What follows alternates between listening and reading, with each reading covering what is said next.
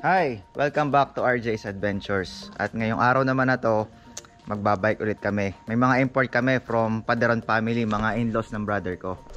Pero ngayon, kasama ko ulit aking anak na si Neneng. Ang aking asawa na. Baby, hi ka muna. And yung aking kapatid. Ready ka na ba, bro? Pulas na? Plus na. Okay, alright. Let's go. Bukod ako. Sige, samahan nyo kami ha.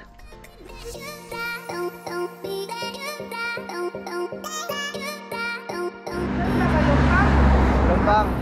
Saan alas ba? Oo. Sir Marion, hi ka muna. Sa vlog natin. Ready ba kayo? Ready na? Ready na. Oo. Kuya, ready na? Ready na. Okay, let's go.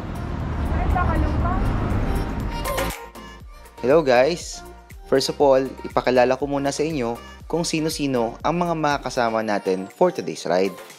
Unahin ko na si Kevin Buenafe, ang aking brother na si Dominic, at ang kasunod ni Dominic, si Marion Paderon.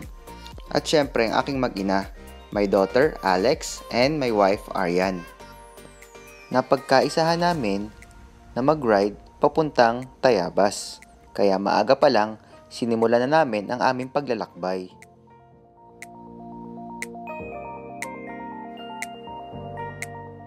Tumigil muna kami saglit dahil biglang bumuhos ang ulan.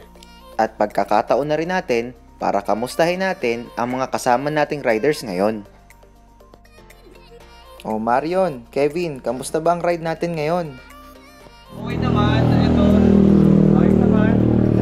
Hingal agad. May talent dito si Mario. Oo, syempre. Oh. Kamusta ride bro? Hindi ako nag-inom. Ha? Hindi ako nag-inom. Binibilo niya. Kagabi? Binibilo kinakaling girls. At nang tumila na ang ulan, ready to ride na ulit kami. Mainam na tumigil tayo tuwing nagra-ride kapag umuulan. Ito ang magliligtas ng ating buhay dahil takaw o aksidente kapag basa ang kalsada. Muli kaming huminto upang magkaroon kami ng souvenir pictures kasi ang ganda ng view dito.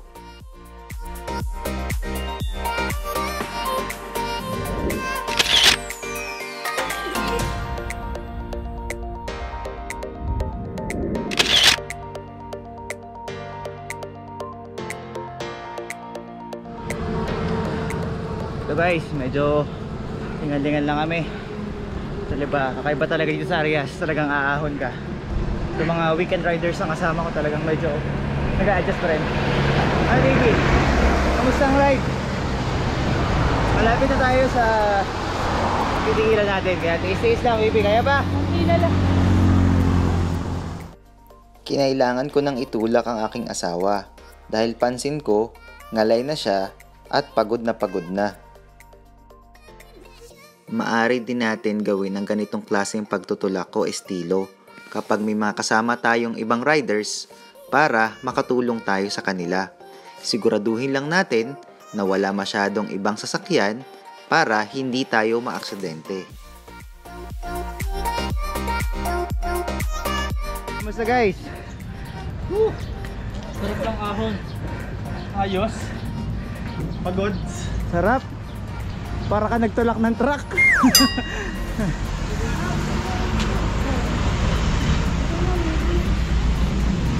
Ay, magpapahinga po, magpahinga. Kakain, may merenda, tutubig. Guys, we're here sa 7-Eleven. Namamahinga kami. Alis kami. Moton pala yung tao. Ano Neneng, kamusta? Ay, hello. Tubig kayo, tubig. Pwede bumili.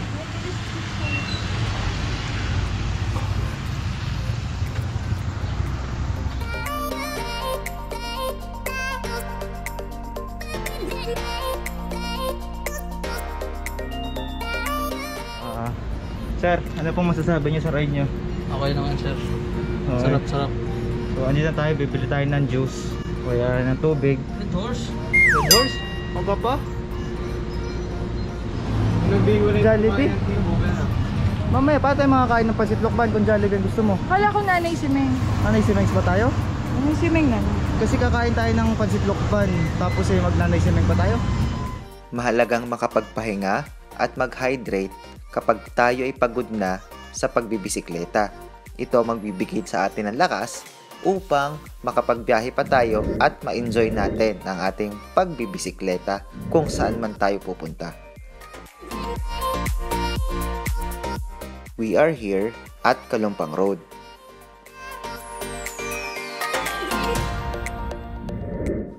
Naramdaman kong bumilis ang aming takbo dahil siguro ito sa aming pagpapahinga, pag-inom ng tubig at kaunting merienda. Pero alam nyo guys, ang pagbibisikleta talaga, hindi naman talaga ito pabilisan. Ang mahalaga dito, na-enjoy mo magbisikleta at syempre, mas masaya kung meron kang mga kasama. At ang isa pang masaya sa pagbibisikleta ay yung nagkakaroon ka ng oportunidad para makapag-travel.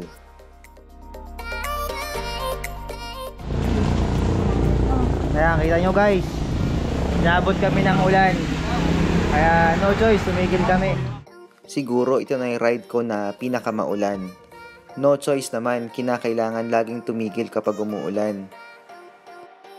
At nang tumigil ng ulan, balik na ulit kami sa aming paglalakbay.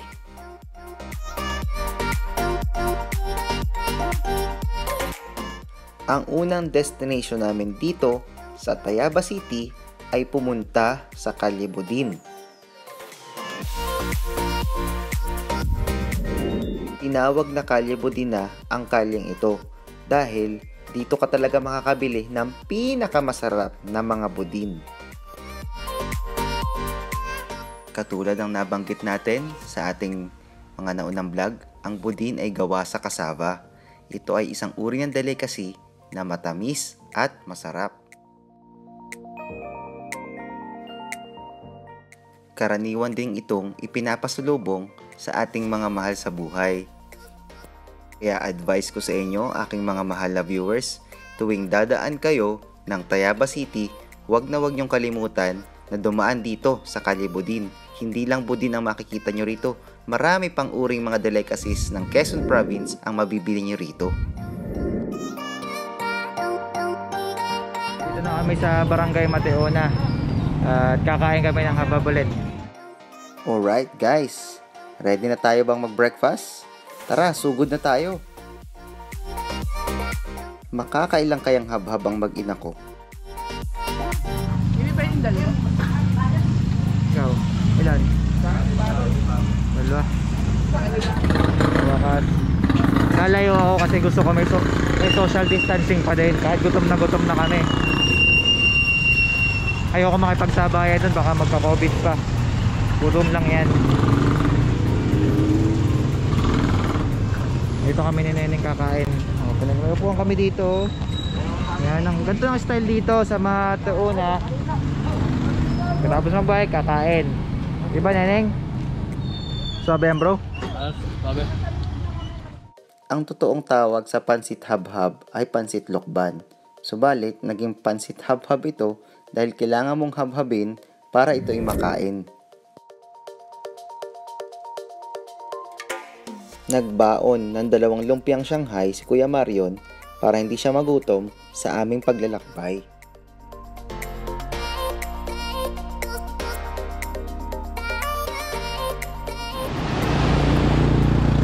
We're back here sa Malagonlong Bridge. Medyo maulan lang talaga kaya ganito yung weather pero maganda pa rin.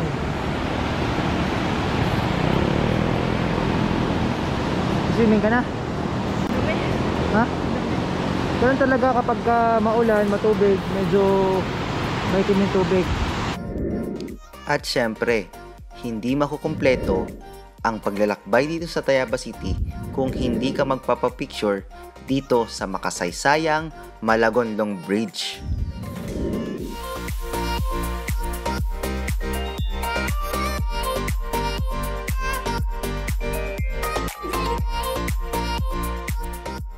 Dumaan din kami dito sa Kapikaps sa diversion ng Tayabas.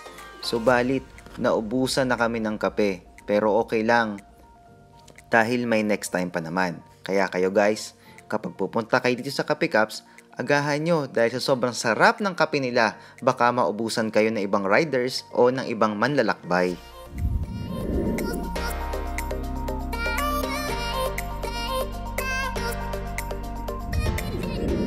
At dito na nagtatapos ang ating ride.